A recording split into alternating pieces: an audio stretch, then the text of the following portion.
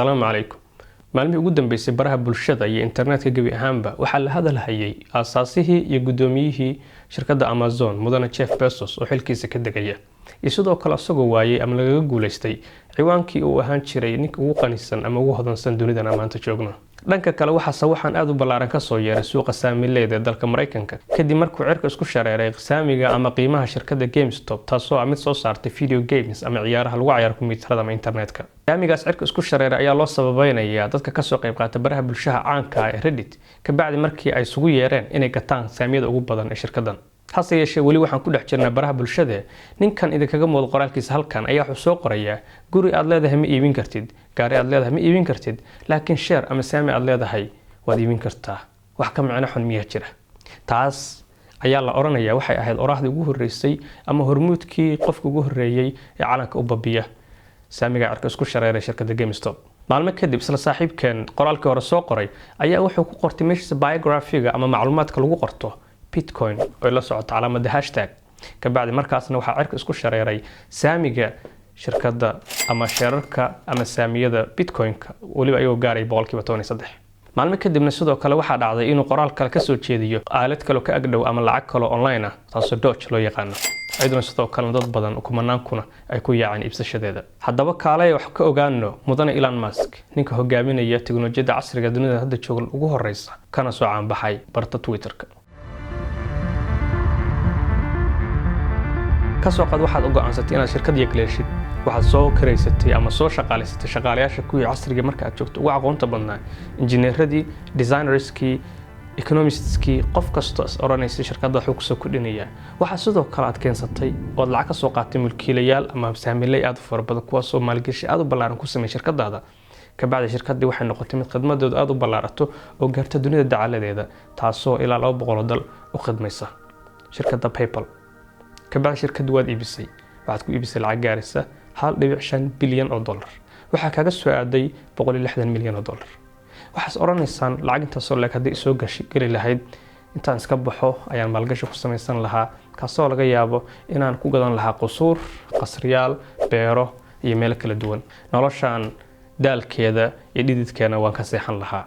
haddaad saa u fakaraysid waxaad tahay qof ku fakaraya si saliim ah, maskax nadiif ah, maskax aanan rabin inay qaadato riskiyo aad u fara badan. haddaba Elon Musk way qofkan ka hadlayo shirkaddan ka soo hadlayna waa PayPal. shirkadaas ayuu ka mid ah dadka aasaasay lacagta inta lagana kaga soo aaday. taas bedelkeeda aad ka fakaraysaa wax yar ka hor aan sheegnay uusan guri, qusuur iyo beero midna ku gadane uu 70% ka mid ah uu ku maalgashaday shirkadda Tesla halka 10 uu geliyay Solar City, 100 ka soo harayna uu ku maalgeliyay shirkadda cirbixiyanta ka shaqeysay satellites-ka ee SpaceX. haddaba Elon Musk oo hadda noqday qofka ugu taajirsan dunida maanta joogna ka bacdi markuu dhaafay Jeff Bezos oo ahaa mulkiilihii shirkadda Amazon ayaa ah qofkan maanta kaga hadlayna mawduuceena maanta. waa qof caankee ah shirkadahan uu sameeyay maxay kala yihiin ha noqoto Solar City, ha noqoto Tesla, ha noqoto SpaceX, Boring Company, OpenAI, Neuralink iyo dhammaan shirkadahan dhammaan maxay xagee u socdaan, maxay ka shaqeynayaan, hadafka ugu dambeeya dhammaantood u khidmeynayaan oo uu leeyahay ugu dambeyn aan gaarana muxuu yahay balans la aragno. Tesla ayaan ku bilaabaynaa. Tesla ayaa shirkad samaysa gaariyaasha isku wadaya kuwaas oo ku shaqeynaya korontada. dadka qaar ayaa isweydiinaya gaariyaasha isku wada maxay noqon karaan. ka soo qaad meesha qof wadi lahaa gaarigan ayaa mid ku shaqeynaya garaadka macmalka kaasoo iskiis ku wadi kara ahna dhanka kale gaadiid ku shaqeynaya korontada aan lahayn shidaal iyo naafto mid lagu shubayn. Elon Musk oo shirkaddan aasaasiyaasheeda ayaa sheegay in shahaadada iyo ikhtiraacka iyo handisaadda dhammaan ka dambaysa aasaasidda shirkaddan ay shahaadooyinkeeda yihiin kuwa u furan dhammaan shacabka yihiinna kuwa bilaasha. qofkii doonana sidii website WordPress ah koodkiisa oo kale intuu soo qaato u adeegsan kara tiknoolajiyada doona. su-aasha markii la weydiiyay mudane Elon Musk oo la yiri maxaad u samaysay patentiska iyo hindisaha shirkadda dhammaan ugu furtay shacabweynaha wuxuu ku jawaabay waxaan saaranahay doontaasoo badda saaran waxay qaadanaysaa biyo maadaama dhinac ka daloosho. dadka qaar ayaa sameynaya baaldiga biyaha looga guri lahaa sidaas oo badbaadadana ku sugan tahay. haddaba hadda adigu ahaan lahayd baaldigaas design-kiisa ama naqshadiisa miyaad dadka la wadaagteen. Elon Musk ayaa mid walwal ballaaran ku hayso cimilada sida guud isku bedelaysa dunidan. roobabka soo daahaya, barafka aad ku dhalaalaya, beeraha qalalaya iyo dabka ballaaran dunida ka dilaaca. taas ayuuna leeyahay waxaan sameynayaa shirkad ku shaqeynaysa koronto. haddaba hadafkii ahaa in dhibaato badan aan la gaarsiin cimilada ama dunida maanta joogno ayaa sidoo kale Tesla waxay u baahan tahay meel ay ka hesho tamartaas oo la rabo in haddana noqoto mid nadiif ah raqiisna ah lana heli karo sidaa darteedna sidoo kale maalgashi wuxuu ku sameeyey shirkadda Solar City taasoo ah midda hadda number 1 ama shirkadda ugu horeeya kamid ah ee soo saara soolarada ku shaqeeya ilayska qorraxda kana soo saara koronto nadiif ah oo raqiis ah taas oo dhammaan dadka wada heli karaan halka dhanka kalena uu aasaasay shirkado aad u ballaaran oo ku kala yaala Jarmalka Yurub qaybo kale kamid ah iyo Mareykanka halkaas oo ku sameeyay batariyada nooca ugu ballaaran uguna waaweyn nooca loo yaqaan lithium ion batteries kuwaas oo batariyada ku shaqeynaya shirkadda Tesla oo ah mid koronto ku shaqeynaysa dhanka kale Elon Musk ayaa aasaasay shirkadda SpaceX taasoo soo saarta rockets ama saaruqo ah kuwa ugu horeeyay abid ee khaas ah ee samaysa shirkad gooni loo leeyahay kuwaas oo cirbixiyanada u qaada International Space Station oo ah meel ku sugan yihiin cirbixiyano ka kala imaaday dalal kala duwan ayna ku sameeyaan baaritaamo quseeya gloobka ama caalamka maanta ku noolnahay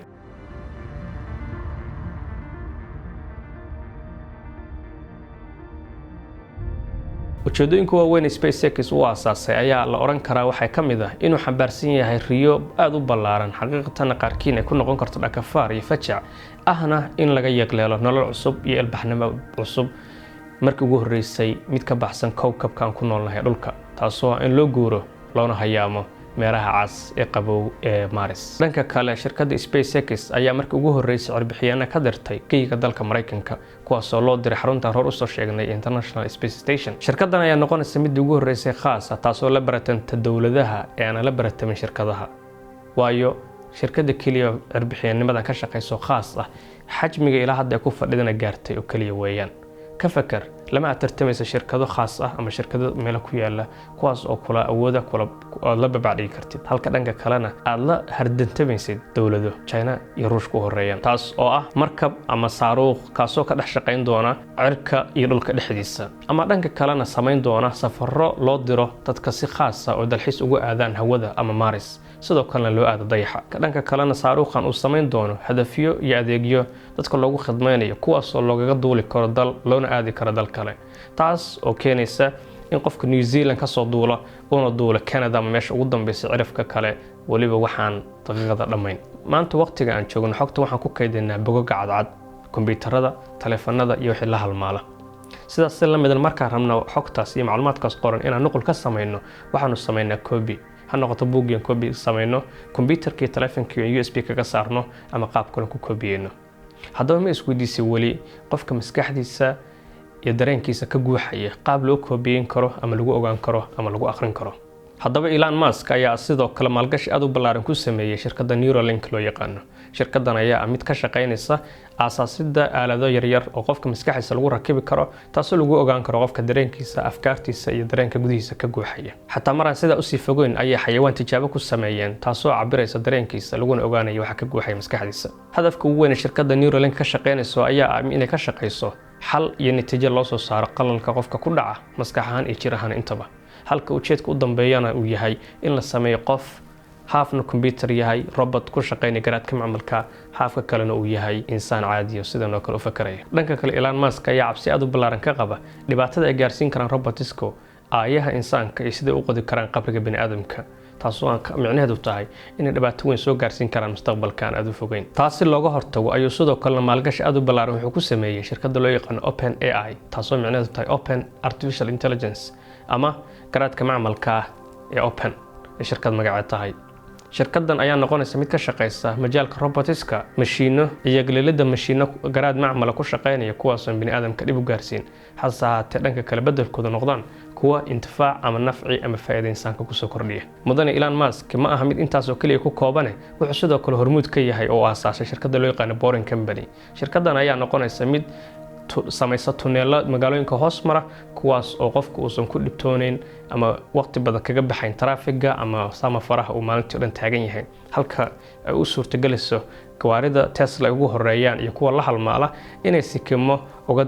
uga socdaan magaalo oo aadaan magaalo kale waliba waqti aad u kooban tuneeladan ayaa noqonay mid magaalooyinka hoos mara kuwaas uusan bini'aadamku ama cawaamisha xilligan la joogay saameyn aad u ballaaran ku yeelanay intaas kaga ma hari doonaa shirkadda SpaceX hore u soo sheegnay ayaa laftigeeda mid ka shaqeynaysa internet aad u ballaaran kaasoo ugu yeeran Starlink taas oo maalintii marka ugu yar tahay isbuuciyadii marba dirato 10,000 oo satellite yaryar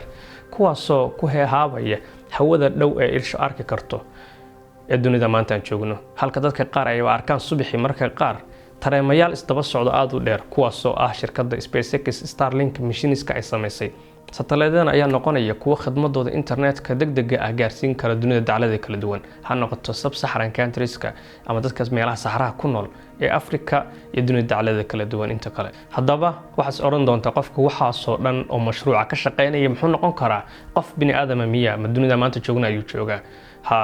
qof kula jooga dunida maanta aan joogno waliba xilligan hadda maanta aan joogno Elon Musk ayaa mid asalkiisa ku dhashay qaaradda Afrika gaar ahaan dalka Koonfur Afrika soona arkay xilligii faquuqa iyo cunsuriyadda ee ka socotay dalka South Africa ka bacdina waxbarasho u aaday Canada halkaas nooga sii gudbay dalka Mareykanka oo kaga sii baxay jaamacado ka bacdina mashaariicdan ka bilaabay in asweydiiso baa laga yaabaa ninka waxaanoo mashruuc ka shaqeynay mid waalanba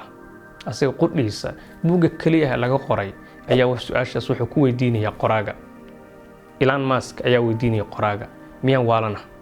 qof waalan miyaan kula eg maruu ka hadlaya xasuusta caruurnimadiisii ayuu oranayaa waxaan aad u jeclaa akhrinta buugaagta halka aan dhameeyay buugaagtii dhammaan yaalay library-ga ama maktabadda iskuulkayga ka bacdi taasoo ka codsaday buu leeyahay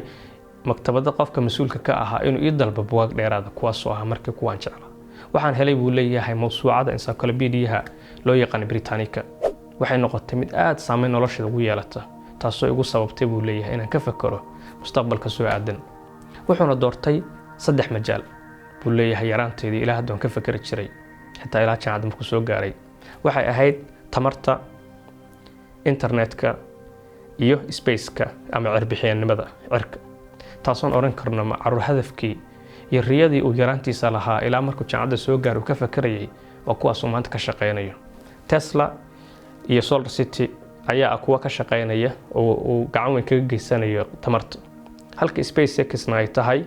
midda uu kaga gacan geysanayo spaceka dhamaad markuu soo darana waa internetkii ama dib markaan u jaleecno PayPal iyo shirkadu soo sameeyay haddaba qof maanta dunidan kula jooga duu sidaas u fakarayo ilaa maalinka maanta waxyaalo intaas dhan ku fakarayo adiga riya ma leedahay